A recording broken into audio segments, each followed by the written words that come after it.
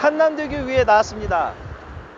노을이 지면서 앞에 시원하게 한강이 있는데요. 한강은 태백산맥에서 발원한 남한강과 금강산에서 발원한 북한강이 양수리에서 합류한 후 서울 시내 한복판을 관통해서 서해로 빠져나가는 국가 1급 하천입니다. 길이로는 한반도에서는 네 번째로 큰 하천이고요. 폭이 1km에 도심 한가운데를 관통하는 세계에서도 보기 드문 강입니다. 그런 한강에는 일산대교서부터 팔당대교까지 총 31개의 다리가 있습니다. 1900년도에 최초의 한강 철교가 개통이 되고요. 1917년도에는 인도교로 개통이 된 게 한강대교입니다. 1934년에 광진교가 개통되었습니다. 광복 이후로 딱 보면 이렇게 3개의 다리밖에 없었는데 광진교가 좀 의외이긴 한데 당시에 그 천호동의 위상을 알 수 있습니다. 1965년도에 제2한강교가 개통되는데 그것이 양화대교입니다. 당시에 영등포의 위상을 알 수 있고요. 1969년도에 제3한강교가 생기는데 그것이 제가 서 있는 한남대교입니다. 경부고속도로의 개통과 함께 강남 개발의 신호탄이 되었습니다. 1년 후인 1970년에 마포대교가 개통되면서 여의도가 개발이 됐고요. 1976년도에는 저기 멀리 보이는 잠수교가 개통이 됩니다. 잠수교가 낮게 개통이 된 게 군사목 쪽으로 개통이 된 거예요. 그리고 그 위에 1982년도에 반포대교가 개통했습니다. 이 반포대교를 만든 이유가 반포 고속버스 터미널이 생긴 이유가 그 강북에 있던 걸 강제로 막 이주시켰어요. 사람들을 모이게 하려고. 근데 그러다 보니까 교통마비가 막 왔을 거 아니에요. 그래서 급조하게 만든 게 반포대교입니다. 1969년도에 개통한 이 한남대교는 설계 당시에 광화문에서부터 출발해서 청계 고가도로를 거쳐 남산 1호 터널을 관통해서 지나가는 경부고속도로가 바로 연결되게 만드는 다이렉트로 지나게 만들었습니다. 따라서 오늘날에도 한강대교 중에서는 가장 교통량이 많은 다리입니다. 제가 서 있는 한남동은 한강의 한자와 남산의 남자가 결합돼서 한남동이 되었습니다. 조선시대 때는 한강 나루터가 있었는데 그 이름이 한강진이었습니다. 삼진이 있었는데 양화진, 송파진과 함께 삼진으로 규모는 가장 큰 나루터였습니다. 한남동에서 신사동을 연결하는 그 역할을 했었어요. 그런 한남동이 그 큰 변화를 맞이하는 게 일제시대 때입니다. 1920년대에 조선 총독부에서 주거지역을 만드는데 고급 주거지역을 만들죠. 그게 남산 밑에 만드는데 오늘날의 그 하얏트 밑에 그쪽 부촌 거기가 생겨나고 1930년대에는 이태원 한남동 일부에 그 공동부지가 있었어요. 거기도 또 개발시키면서 고급 주거지를 만들고 그렇게 쭉 오다가 현재까지 왔는데 현재 그 한남동 이태원 일대 고급 그 부촌이 생긴 게 그 일제시대 때 그 자리가 생긴 거고 해방 이후에 그 재력가들이나 그 돈 많은 사람들이 그때 땅을 사가지고 오늘날까지도 이렇게 갖고 있는 겁니다. 그리고 그 이후에 오갈 데 없는 사람들이 살기 위해서 올라간 게 저기 그 한남동 이태원 일대 달동네로 올라가면서 현재까지도 이어져 있는 겁니다. 또 1960년대경에는 각국에 있는 대사관들이 우리나라 들어오면서 외국인 전용 아파트가 생기는데 그것이 저 오른쪽에 보이는 유엔 빌리지입니다. 그리고 1969년도에는 한남대교가 개통되면서 이렇게 들어서고 양화진 그 한강진이 이제 없어진 거죠. 이 한남동은 위치가 딱 봐도 대산임수잖아요. 그래서 우리나라 그 4대 부촌이 평창동, 성북동, 이태원동, 한남동으로 이렇게 돼 있는 지역이고 돈 많은 사람들이 선호하는 지역입니다. 지역별로 보면은 왼쪽으로는 하이페리온부터 시작해서 하얏트 호텔 그쪽까지고요. 오른쪽은 한남 시범아파트에서 저 위로 가면은 남산 아래 반야트리 호텔 거기까지입니다. 상권은 간헐적으로 있는데 그 전에 먼저 4개의 구역을 먼저 보셔야 돼요. 또 첫 번째가 유엔 빌리지고 두 번째가 그 위에 화경사란 절이 있다가 단국대학교가 있다가 이전하면서 한남 더힐이라는 그 고급 주택들이 들어섰잖아요. 그거하고 맞은편에 보면은 외국인 아파트가 있다가 한남 나인원이 들어섰습니다. 거기하고 위쪽에 이제 부촌 지역 그렇게 하고 마지막으로 한남 뉴타운입니다. 2003년도에 뉴타운으로 지정된 이후에 작년에 사업생인가가 났어요. 그래서 이제 시공사 선정을 앞두고 있는데 거기 4, 5년 정도 지나면은 이제 뭐 2주 철거 다 하고 해서 저기 아파트촌이 들어설 예정으로 되어 있습니다. 그 사이에 이제 간헐적으로 상권들이 있습니다. 이동해 보겠습니다. 한남 오거리 앞으로 왔습니다. 2003년도에 한남 뉴타운이 지정된 이후 2006년도에 재개발 촉진지구로 변경 지정됩니다. 이 말이 어려운데 그냥 재개발이라고 보시면 되고요. 한남 재정비 촉진지구의 오른쪽인 이 북동쪽 지역은 지구 단위 계획으로 묶여 있어요. 따라서 건물 같은 경우에는 건폐율 용적률이 거기에 적용을 받는다는 것을 여러분들이 참고하시기 바랍니다. 이 한남 오골에서부터 들어가는 이제 메인 상권인데 오른쪽에 순천향 대학교 병원이 있어요. 그거를 두고 이렇게 상권이 예전부터 형성된 겁니다. 오른쪽은 상대적으로 좀 큰 평수의 외식 업종으로 되어 있고 왼쪽으로 가면은 이제 주택가로 해서 언덕으로 올라가는 주택가적 요소가 강한 상권입니다.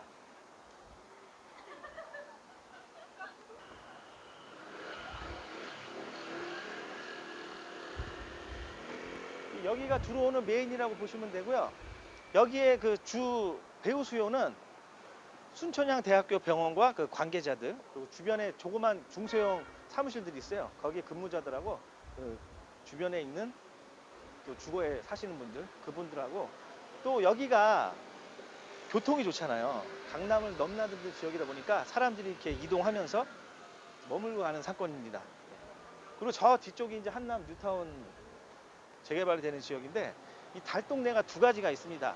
자연 발생적인 달동네하고 인위적인 달동네가 있는데 인위적인 달동네는 저희가 지금까지 갔던 사대문의 토지구역 정리사업에 의해서 갔던 지역들 잘 아시죠? 거기고 자연 발생적인 달동네가 이 한남동의 경우예요. 그러니까 여기가 그 당시에 갈 데가 없다가 이렇게 올라가면서 자연적으로 된 거고 또 자연 발생적인 달동네는 멀쩡히 중산층으로 있다가 건물이 노후하고 슬라마되면서 그런 경우도 있어요. 그러니까 그거는 좀 구분해서 보시면 될 것 같습니다.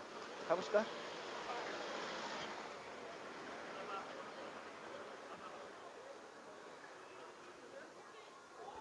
2000년도 초에 단국대학교가 이전을 용인으로 했잖아요. 그때 이제 이 상권이 죽었다고 막 난리를 치고 했었는데 사실 따지고 보면 여기는 지리적으로 강남북을 오가는 좋은 자리긴 하지만 여기가 특별한 뭐 유흥 상권도 아니기 때문에 사람들이 이렇게 머무를 수 있는 그 요소는 별로 없습니다.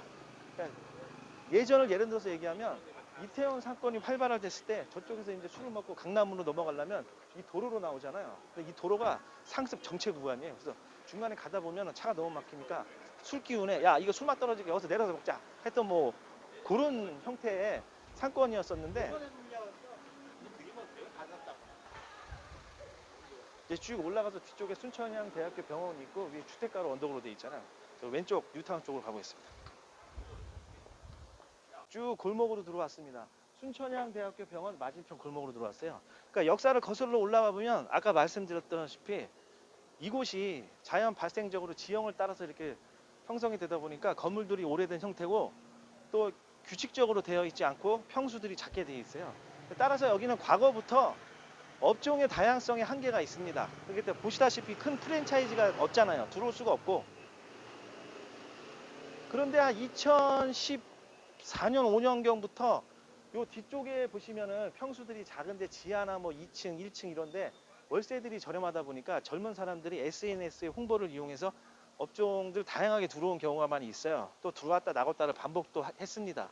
그리고 저 뒤쪽이나 뒤쪽에 일부 발레 파킹이 되면서 좀 고급스러운 외식 업종도 있습니다. 그런 데도 있고, 그러니까 나름대로 그 홍보를 통해서 알려진 가게들은 곳곳에 있습니다. 근데 전반적으로 봤을 때는 상권이 그렇게 활성화되기는 쉽지 않다. 그 말씀을 드리는 겁니다.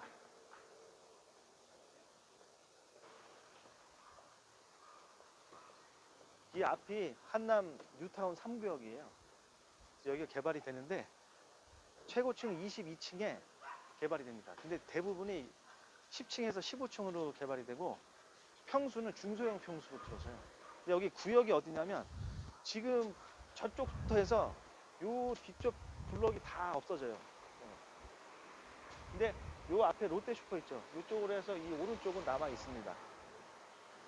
따라서 여기가 없어진다 보니까 지금 가게를 알아보시는 분들은 예 아시겠죠? 잘 판단하시기 바랍니다. 그리고 이 일대가 지구 단위 구역으로 묶여있기 때문에 개별 건축은 불가합니다. 예. 그리고 여기가 투자를 하시려면은 좀 시간이 오래 걸리기 때문에 그런 거 참고하셔야 되고 건물 시세는 보통 보면 여기 한 7, 8천 해요. 예. 다시 이동해 보겠습니다. 대사관로를 따라서 쭉 올라왔습니다. 앞에 건물이 제1모직이에요. 따라서 이 일대는 행정구역상 제가 서 있는 곳이 한남동이긴 하지만 예전부터 이태원 상권에 연결된 끝자락으로 쭉 되면서 양옆에 외식업종, 뭐 술집들이 있었어요. 간헐적으로.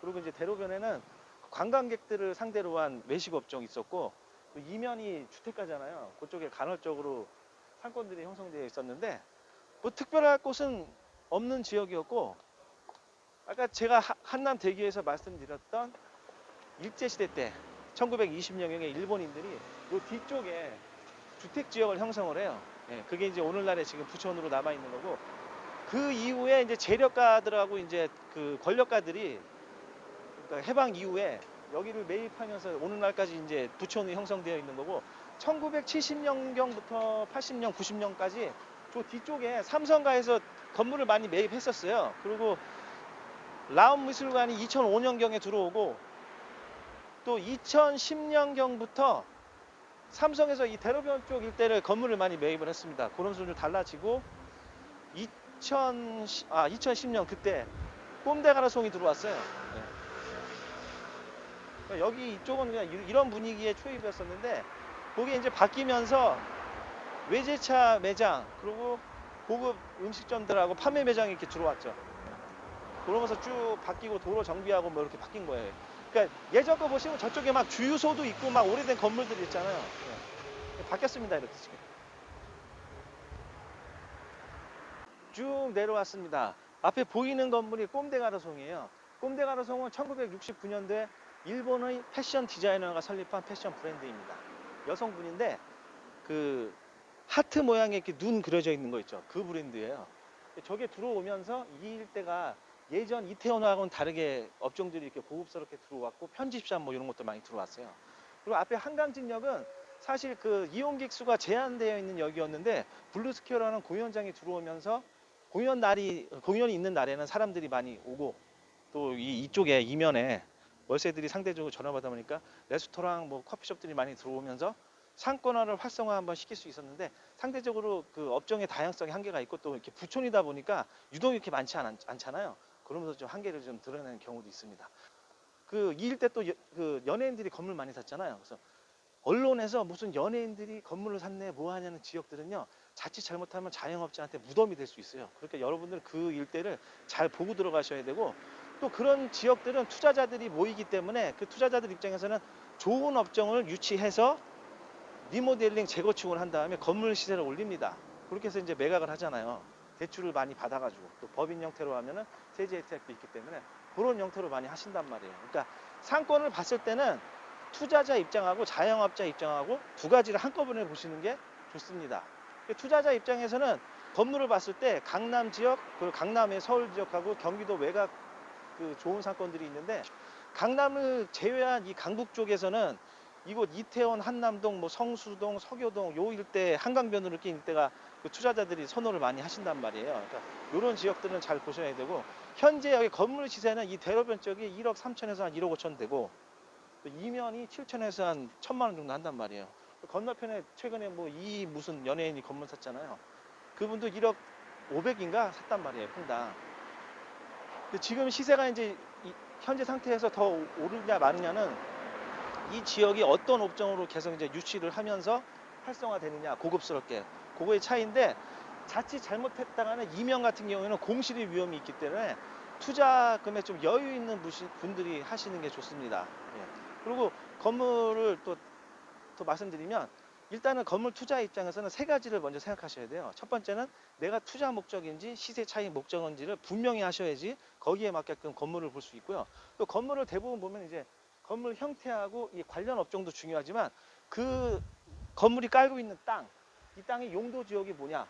또 세 번째는 그 상권이 전반적으로 미래에 그 상승할 수 있는 그 여력이 있는, 활성화될 수 있는 개발 호재가 있는 상권이냐, 아니면 그 부자들이 선호하는 그런 지역이냐, 뭐 명품처럼 이렇게 모집하는 뭐 그런 거를 살펴보셔야 됩니다. 그 이후에 이제 뭐 자금을 어떻게 하고 건물 형태나 뭐 기타 등등의 수수료도 들어가거든요. 그러니까 일단은 큰 틀에서 그런 걸로 보시는 게 좋을 것 같습니다.